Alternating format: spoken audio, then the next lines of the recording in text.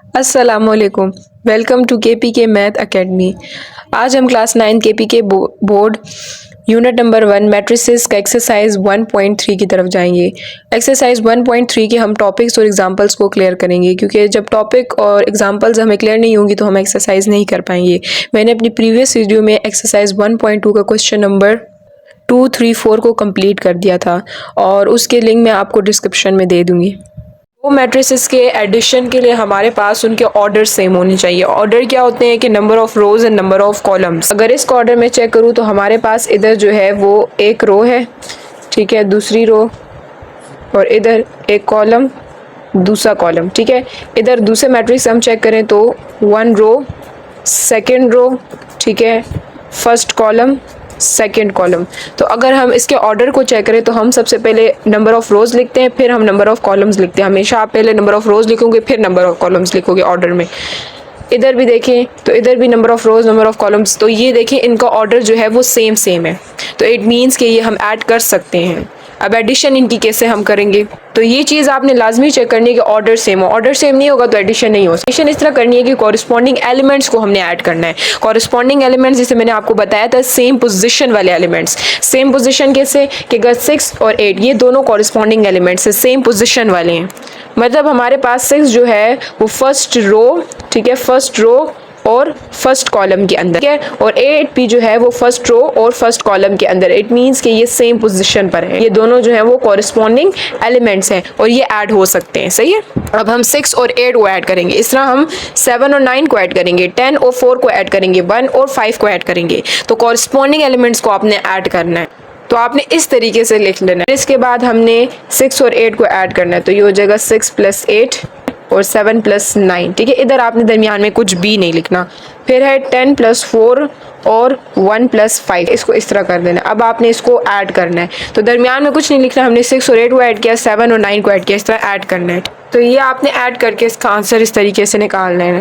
मतलब हम 6 और 8 को ऐड करें तो 14 मिलता है, 7 और 9 को ऐड करें 16 मिलता है, 10 और 4 को ऐड करें तो 14 मिलता है, और 1 और 5 को ऐड करें तो हमें 6 मिलता है। एडिशन की शर्त है कि सबसे पहले तो आप दो मैट्रिसेस के ऑर्डर को, ये दो मैट्रिक्स ए और बी जो है, इसके ऑर्डर को आप चेक करें। ऑर्डर सेम है तो फिर आप ऐड करें। ऐड कैसे करना है कि कॉरस्पॉन्डिंग एलिमेंट्स हम ऐड करेंगे। देखिए जैसे मैंने 6 और 8 को, corresponding elements mean same position वाले एलिमेंट, तो मैंने ऐड किया तो मेरे पास आंसर आ गया। तो ये बहुत आसान है, सिंपल है। इसी तरह हमने सब्ट्रैक्शन भी करनी है, उसके लिए भी ऑर्डर सेम होना बहुत ज़रूरी है। अब सब्ट्रैक्शन के लिए भी आपने यही करना है कि हमने उसके ऑर्डर को देखना है कि क्या ऑर्डर सेम है या नहीं है। तो ये हमारे पास है फर्स्ट रो, ये है सेकेंड रो, ये है फर्स्ट कॉलम, ये है सेकेंड कॉलम, ये है first row, second row, first column, second column. अगर हम इसके ऑर्डर को चेक करें तो यहाँ भी हमारे पास ऑर्डर जो है वो 2/2 ही है। मतलब हमारे पास ऑर्डर सेम है। इट मीन्स कि ये आप सब्ट्रैक्ट कर सकते हैं a - b।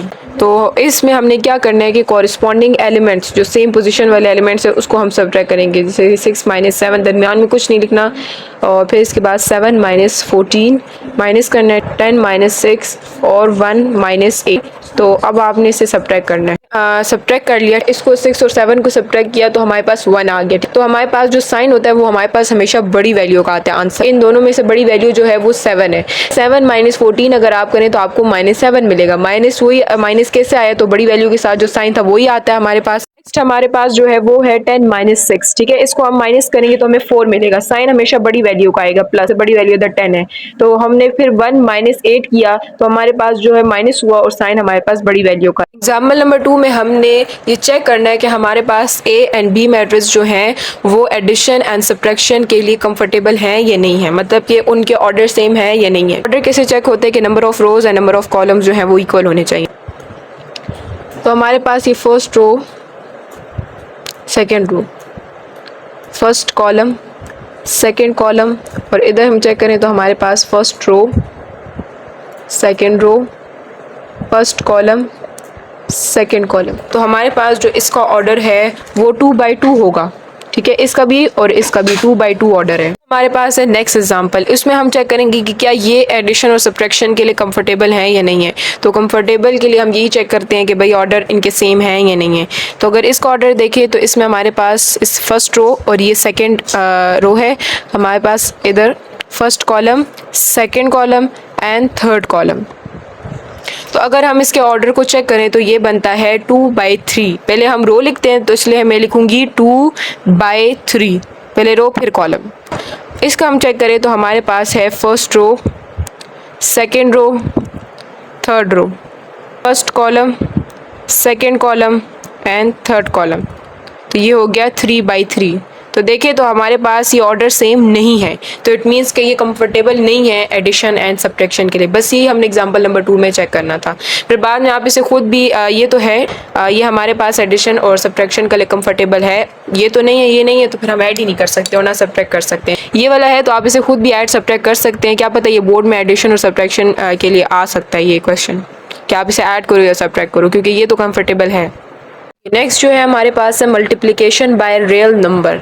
जो हमारे पास 2 है वो रियल नंबर है जिसको हम स्मॉल के से भी रिप्रेजेंट कर सकते हैं, और ये हमारे पास मैट्रिक्स है।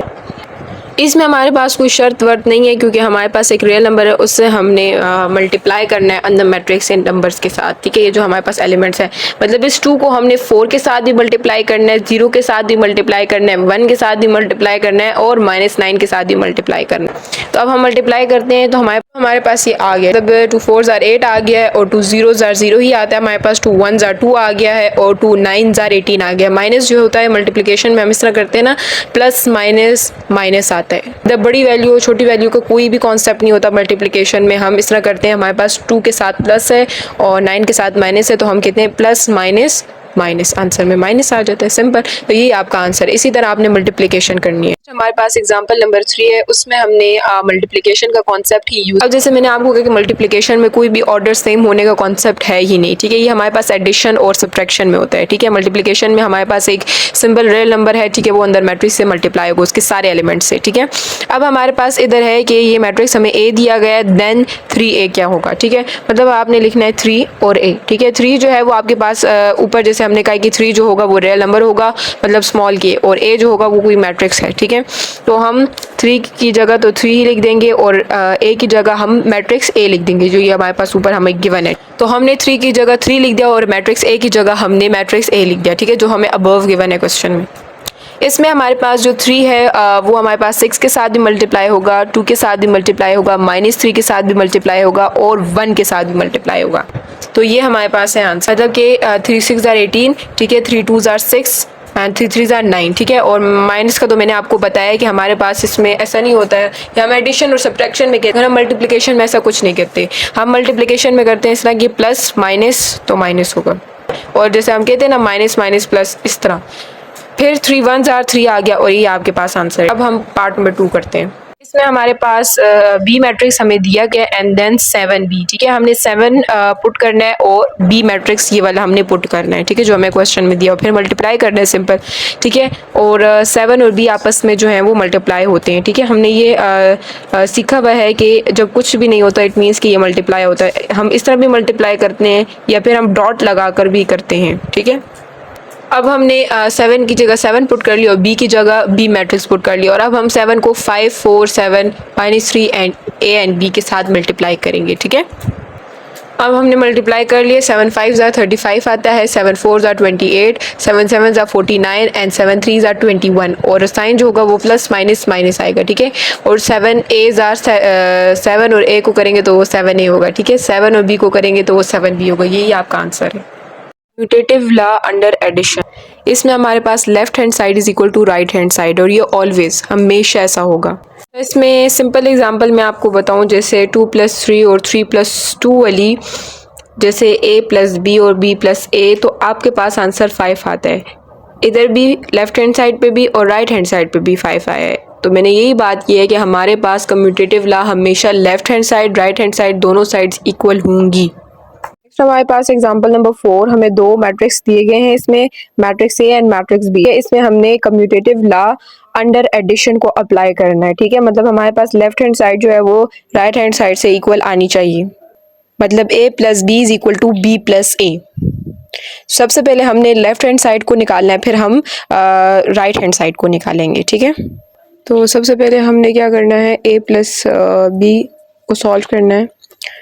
2 5 4 7 प्लस -2 1 -3 6। तो हमने कॉरिस्पॉन्डिंग एलिमेंट्स को हमने प्लस करना होता है। 2 प्लस -2 को आप ब्रैकेट में लिख दें, ठीक है, और दरमियान में आपने जो है वो गैप छोड़ देना है, ठीक है। 5 + 1 4 प्लस -3 को भी आप ब्रैकेट में लिख दें। 7 + 6, सही है।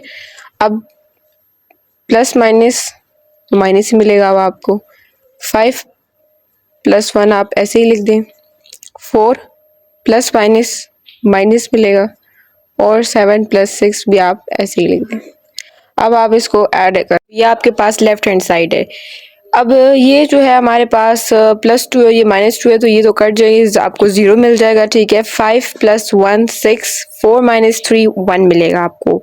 और आपको पता है कि हम बड़ी वैल्यू का साइन आंसर में लगाते हैं। 7 + 6 13 आपको मिल जाएगा।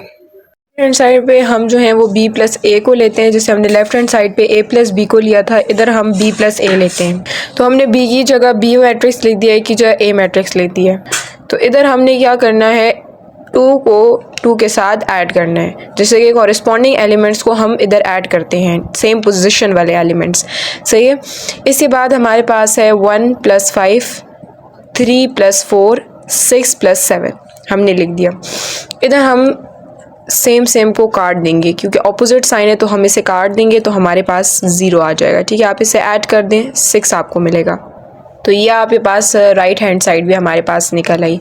1 + 5 6 3 + 4 1 6 + 7 13। अब आप देखें तो आपके पास जो लेफ्ट हैंड साइड थी वो भी बिल्कुल सेम इसी तरह थी राइट हैंड साइड के। एंड में फिर आप लिख दें left hand side = to right hand side, और देखिए आपके पास लेफ्ट हैंड साइड का भी आंसर ये था और राइट हैंड साइड का भी आंसर ये था, हैंस प्रूव्ड। ये बात याद रखें कि आपके पास अगर left hand side right hand side से इक्वल नहीं आती तो फिर वो कम्यूटेटिव लॉ होता ही नहीं है। और ये चीज़ भी है कि इस एग्जांपल में हमें ऑलरेडी कहा था कि ऑर्डर इन दोनों मैट्रिक्स के सेम है, लेकिन अगर वो नहीं कहते तो आप चेक करें कि क्या है इसके ऑर्डर सेम है या नहीं है। हमारे पास एसोसिएटिव लॉ अंडर एडिशन, इसमें हमारे पास 3 मैट्रिक्स होते हैं और इनको आप किसी भी तरह ग्रुप कर सकते हो। इसमें भी आपके पास left hand side = right hand side आना चाहिए। सिंपल नंबर से मैं आपको एग्जांपल दूँ, जैसे 2 + 3 + 4 और फिर 2 + 3 + 4। तो पहले हम इसको प्लस करें तो हमारे पास आता है 7 + 2, इसको प्लस करें तो हमारे पास 5 आता है +4, तो इसका आंसर आपके पास 9 आता है और इसका आंसर भी 9 आता है। तो आपके पास left hand side = right hand side. तो यही आपने करना है मैट्रिक्स में भी। इसमें ये बात याद रखिए, हमारे पास तीनों के तीनों जो मैट्रिक्स होंगे उनके ऑर्डर सेम होने चाहिए। अब हम इसको सॉल्व करते हैं। पहले हम b + c को सॉल्व करेंगे और फिर जो उसका आंसर आएगा उसको a के साथ ऐड कर देंगे, a मैट्रिक्स के साथ। और ये बात याद रखिए कि इधर आप ऐड साइन नहीं लगाएंगे तो फिर लगेगा कि आप मल्टीप्लाई कर रहे हैं। अच्छा, इसमें हम सबसे पहले ये जो हमारे पास b और c मैट्रिक्स है इसको सबसे पहले हम ऐड करेंगे। तो ऐड करने के लिए हमारे पास जो कॉरिस्पॉन्डिंग एलिमेंट्स है उनको हम आपस में ऐड करते हैं। तो अब हम ऐड करते हैं, तो 4 और 3 को मैंने ऐड कर दिया और -5 प्लस -2 को मैंने ऐड कर दिया। इनको मैंने ब्रैकेट्स में लिखा कि इसमें साइन आपको सही नज़र आए, ठीक है, मिक्स नहीं करना। 6 + 1 को ऐड कर दिया, 7 + 0 को ऐड कर दिया। अब मैं इस फॉर्म को ओपन करती हूँ।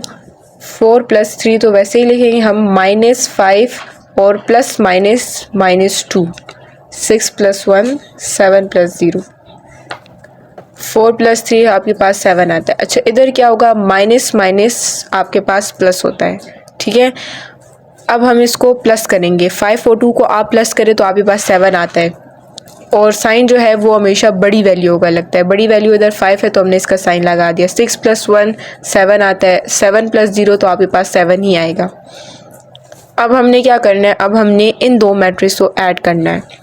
तो आप इस तरीके से ऐड कर दें कि कॉरिस्पॉन्डिंग एलिमेंट्स को आपस में ऐड कर दें, सही है। इसमें हम जो है ना इन दोनों को हमने सब्ट्रैक्ट करना है, ठीक है, क्योंकि प्लस माइनस माइनस होता है। तो इधर आप इसको सब्ट्रैक्ट करें तो आपको 6 मिलेगा और साइन जो है वो बड़ी वैल्यू का आता है, ठीक है, क्योंकि देखिए प्लस माइनस माइनस, तो आप सब्ट्रैक्ट करेंगे इधर 2 + -7। तो आप इसे करें तो प्लस माइनस माइनस आपको मिलेगा, इनको भी आप सब्ट्रैक्ट करेंगे, इसको आप सब्ट्रैक्ट करें तो आपको -5 मिल जाएगा। अब इसमें माइनस मैंने क्यों लगाया, क्योंकि बड़ी वैल्यू के साथ आपके पास माइनस था। फिर इनको हमने प्लस करना है 4 + 7 को, तो आपको 11 मिलेगा।